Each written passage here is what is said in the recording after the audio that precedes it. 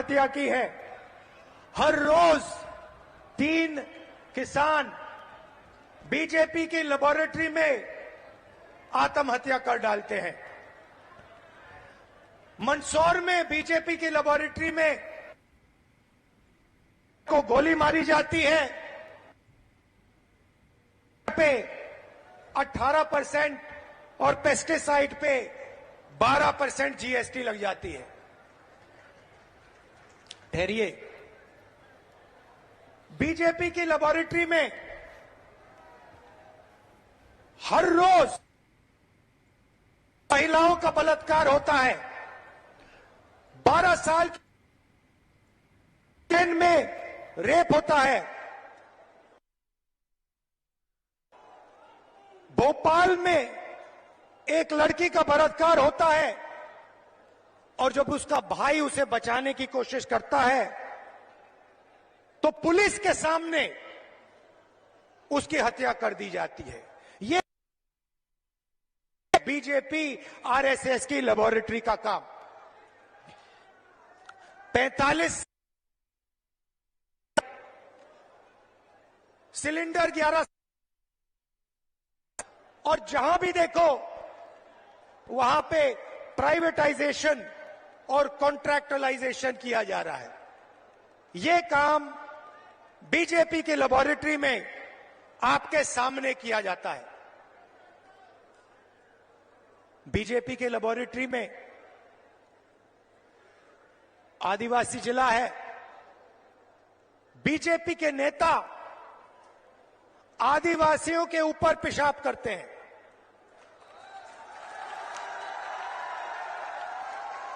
यह मतलब था आडवाणी जी का जब उन्होंने कहा मध्य प्रदेश में आरएसएस और बीजेपी की लेबोरेटरी बनेगी, को करके दिखाया है। आदिवासियों के बीच आया हूं तो आपके बारे में थोड़ा कहना चाहता हूं। देखिए, शब्द बहुत जरूरी होते हैं। जब कमलनाथ जी भाषण देते हैं, हमारे नेता भाषण देते हैं, भाषण देते थे, मैं भाषण देता हूं, ऐसी शब्द का प्रयोग करते हैं। आपने हमारे मुंह से कभी वनवासी शब्द सुना है? आदिवासी शब्द बीच में फर्क क्या है? आदिवासी शब्द का मतलब हिंदुस्तान के वासी जो यहां पहले आए थे। आदिवासी शब्द का मतलब जब पहले हिंदुस्तान आया, पहले लोग जो यहां रहते थे, जो इस जमीन के मालिक थे, उनको हम आदिवासी कहते हैं। मतलब ये कोई खोखला शब्द नहीं है। इसका मतलब हिंदुस्तान की जमीन, जल, जंगल पर आपका सबसे पहला हक बनता है। यह है इसका मतलब। दूसरी तरफ वनवासी मतलब आपका जमीन पे हक नहीं बनता, आप तो जंगल में रहते हो। इसीलिए बीजेपी के लोग, बीजेपी के नेता आदिवासियों पर पेशाब करते हैं। और जब कोविड का समय आता है तो जो जानवर को भी खिलाया नहीं जा सकता, वो मध्य प्रदेश के आदिवासियों को खिलाने की कोशिश करते हैं। सड़ा हुआ अनाज आपको देते हैं। इनका कहना है कि आपको जंगल में रहना है। इनका कहना है कि आपके बच्चों को ना इंजीनियर बनना है, ना लॉयर बनना है, कि आपको बैंक लोन नहीं मिलना चाहिए, आपको आवास योजना में सही पैसा नहीं मिलना चाहिए, क्योंकि आप जंगल के हो, आपको जंगल में रहना चाहिए और आपको जंगल में मरना चाहिए। यह है आदिवासी और वनवासी शब्दों का फर्क।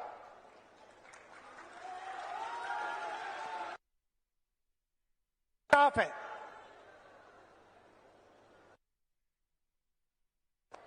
जमीन का हक मिलना चाहिए,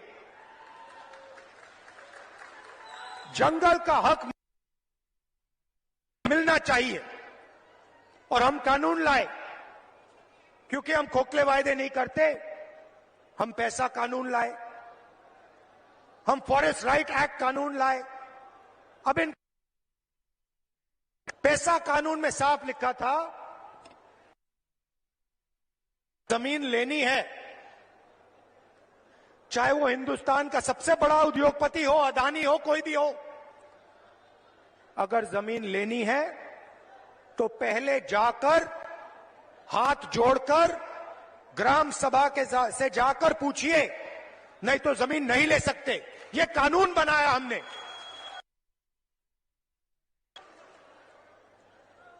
बीजेपी कहते नहीं, आप वनवासी हो, आपका जमीन पे कोई हक नहीं बनता, ग्राम सभा से कुछ पूछने की जरूरत नहीं, फॉरेस्ट डिपार्टमेंट जो करेगा वो करेगा, आदिवासियों का इसमें कोई हक नहीं बनता। और पैसा कानून को, एक्ट को उन्होंने रद्द कर दिया। 4.5 लाख पट्टे, जमीन के पट्टे जो आपके हैं, जो आपको मिलने चाहिए, उन पट्टों को बीजेपी की सरकार ने रिजेक्ट कर दिया, रद्द कर दिया। क्योंकि वो कहते हैं भैया आप आदिवासी नहीं हो, आप वनवासी हो, जमीन का तो आपका हक बनता ही नहीं है। सरकार ने 3.5 लाख पट्टे आपके हवाले कर दिए थे।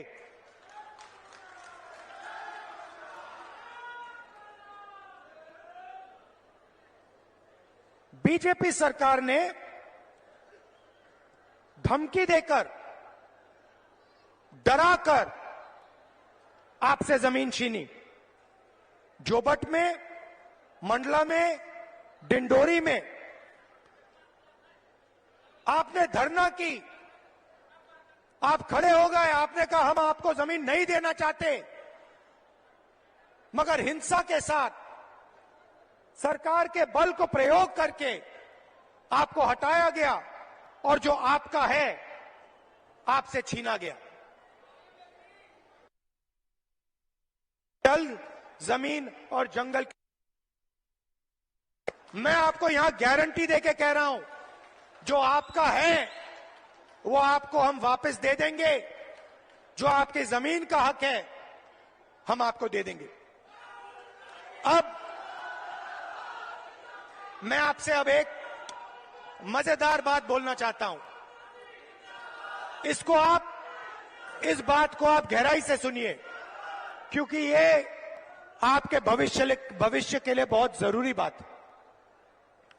देखिए, हिंदुस्तान की सरकार को 90 अफसर चलाते हैं, कैबिनेट सेक्रेटरी चलाते हैं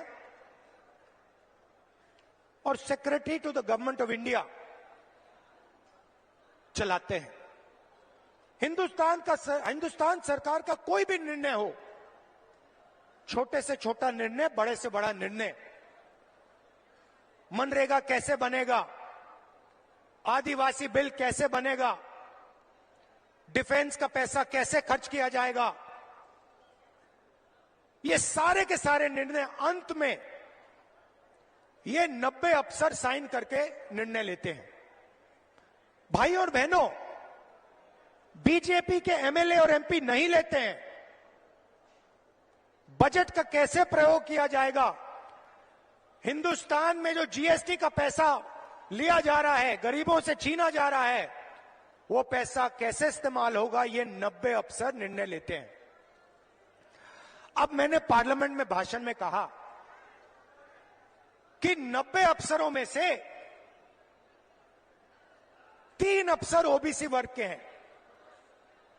और मैंने कहा कि भैया ये जो पूरा बजट है इसमें से सिर्फ 5% बजट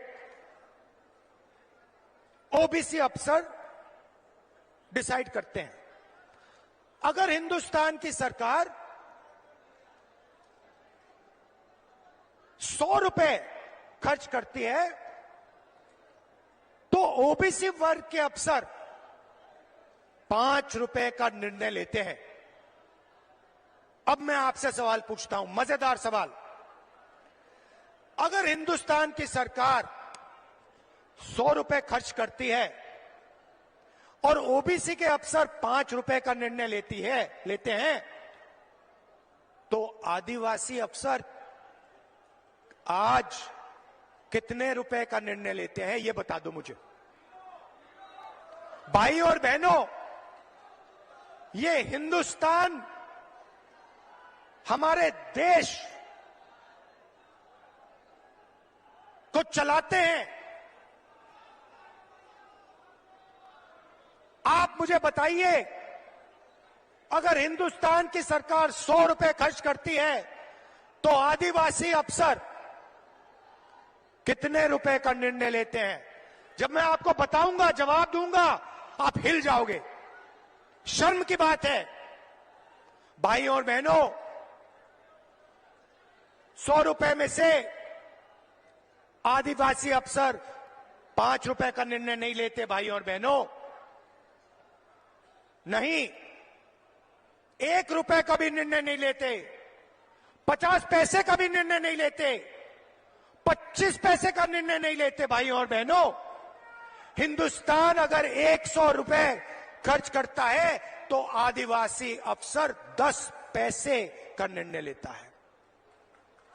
इससे बड़ा आदिवासी वर्ग का अपमान किया जा सकता है क्या? नहीं। इसीलिए हम सवाल उठा रहे हैं। आदिवासियों को इस देश में आज क्या हक मिलना चाहिए, कितना हक मिलना चाहिए, ओबीसी वर्ग को कितनी हिस्सेदारी मिलनी चाहिए, एससी वर्ग को कितनी हिस्सेदारी मिलनी चाहिए, यह सवाल है देश के सामने। इसीलिए हमने कास्ट सेंसस की बात की है। इसीलिए हम कास्ट सेंसस चाहते हैं, जाति जनगणना चाहते हैं, और हम करवा के दिखाएंगे। भाई और बहनों, आप देखिए, पहले नरेंद्र मोदी भाषणों में वनवासी कहते थे। जहां भी जाते थे पहले कहते थे वनवासी। मैंने एक भाषण किया, मैंने कहा, नरेंद्र मोदी जी, आप आदिवासियों का अपमान मत करो। आप ये वनवासी शब्द कभी फिर से प्रयोग मत करो। अब आप देखिए, नरेंद्र मोदी जी का भाषण देखिए, अब वो वनवासी नहीं कहते, अब वो आदिवासी कहते हैं। मुंह से आदिवासी शब्द निकलता है, दिल में वनवासी शब्द है। भाई और बहनों, मुंह से आदिवासी, दिल और दिमाग में वनवासी। हमारी नीयत साफ है, दिल से आदिवासी, दिमाग से आदिवासी, मुंह से आदिवासी, कर्मों से आदिवासी। हम यहां आपको झूठ बोलने नहीं आए हैं। भाई और बहनों, हमारी गारंटी सुन लीजिए। मैंने आपसे कहा था, आपकी जो जमीन है उसका हक आपको मिलेगा। जाति जनगणना की मैंने बात कर रखी, पार्लियामेंट में रखी। हम करवाएंगे, चाहे बीजेपी करवाए ना कराए, हम उन पे ऐसा दबाव डालेंगे, उनको करना ही पड़ेगा। अगर नहीं करेंगे, परे हो जाओ, हम करेंगे। भाई और बहनों, छत्तीसगढ़ की सरकार ने काम शुरू कर दिया, कर्नाटक की सरकार ने काम शुरू कर दिया, राजस्थान की सरकार ने काम शुरू कर दिया। कहां तक भागेगी बीजेपी? कहां तक दौड़ेंगे? मध्य प्रदेश में हमारी सरकार आएगी, पहला काम हमारी सरकार का सेंसस कर देगी। क्यों? क्योंकि हम आदिवासी वर्ग को, दलित वर्ग को और ओबीसी वर्ग को हिंदुस्तान की हिस्सेदारी देना चाहते हैं। मेरा सीधा सवाल है, अगर हिंदुस्तान में 50% से ज्यादा आदिवासी वर्ग है, तो दिल्ली में 90 अफसरों से सिर्फ 3 ओबीसी वर्ग के क्यों हैं? अगर आदिवासी वर्ग 10-15% है, तो 100 रुपए में से सिर्फ 10 पैसे का निर्णय आदिवासी वर्ग क्यों ले रहा है? यह शर्म की बात है।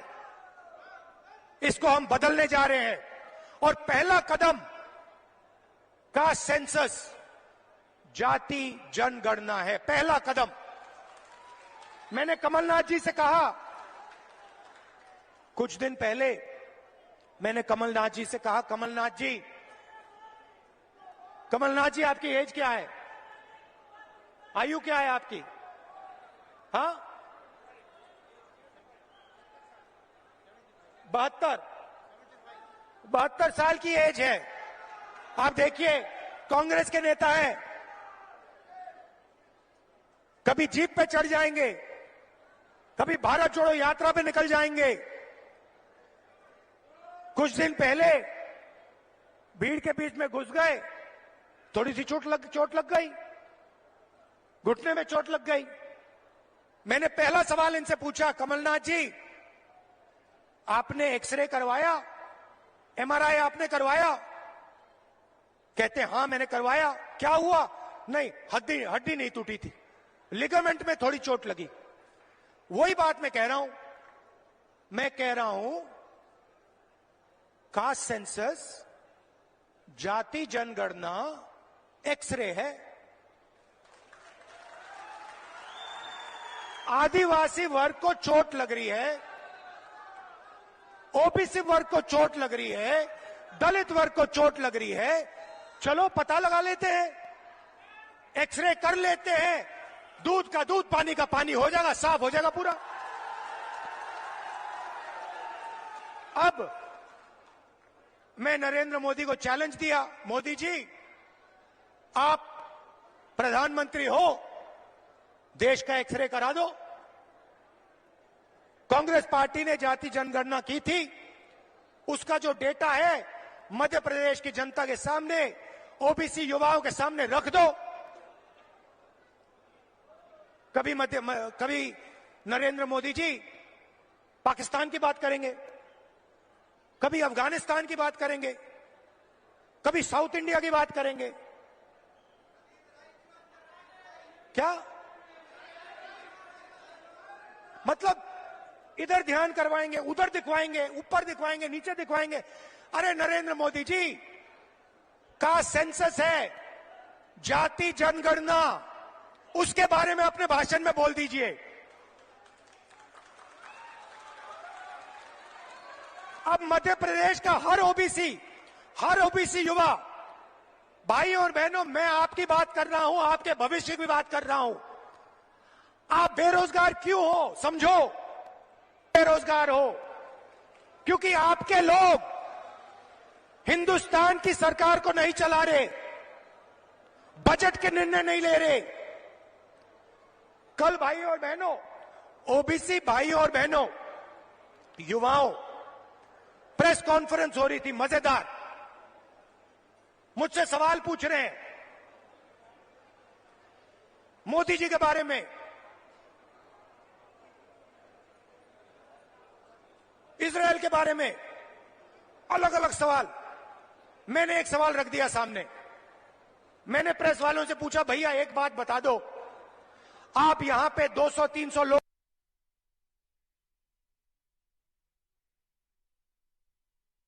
ना एक दलित था, ना एक आदिवासी था। यह सवाल है हिंदुस्तान के सामने। सवाल का जवाब हम निकालना चाह रहे हैं।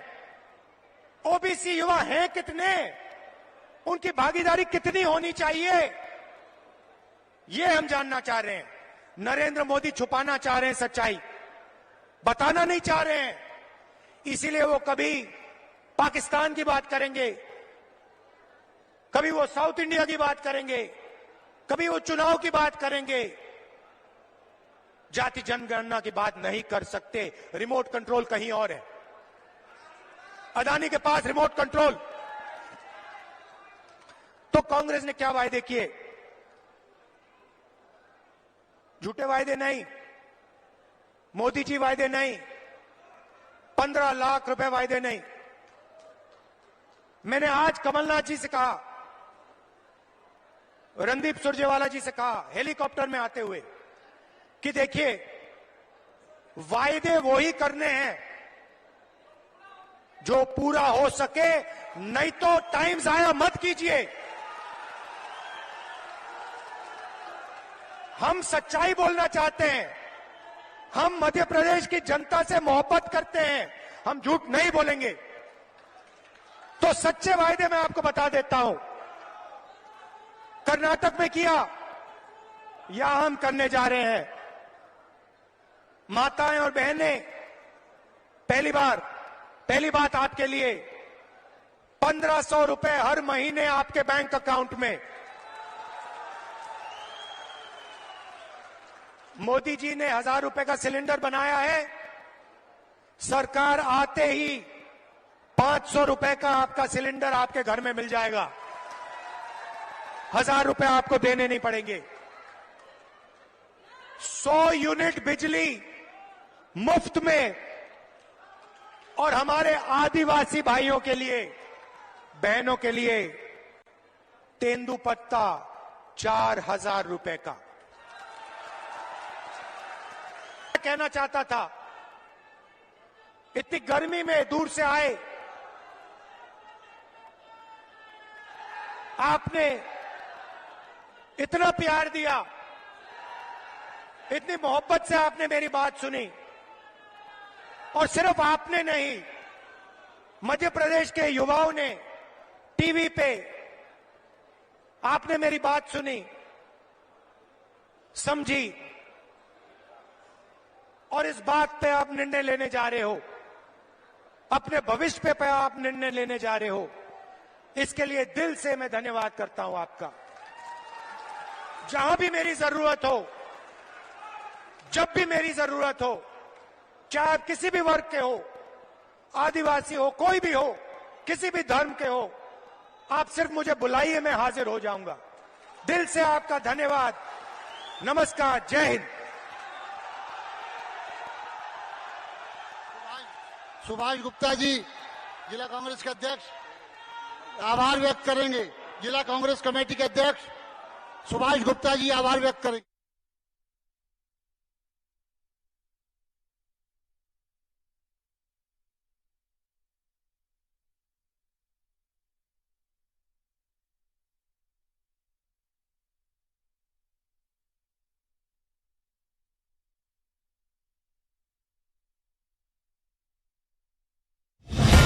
खबरें समय की नब्ज है।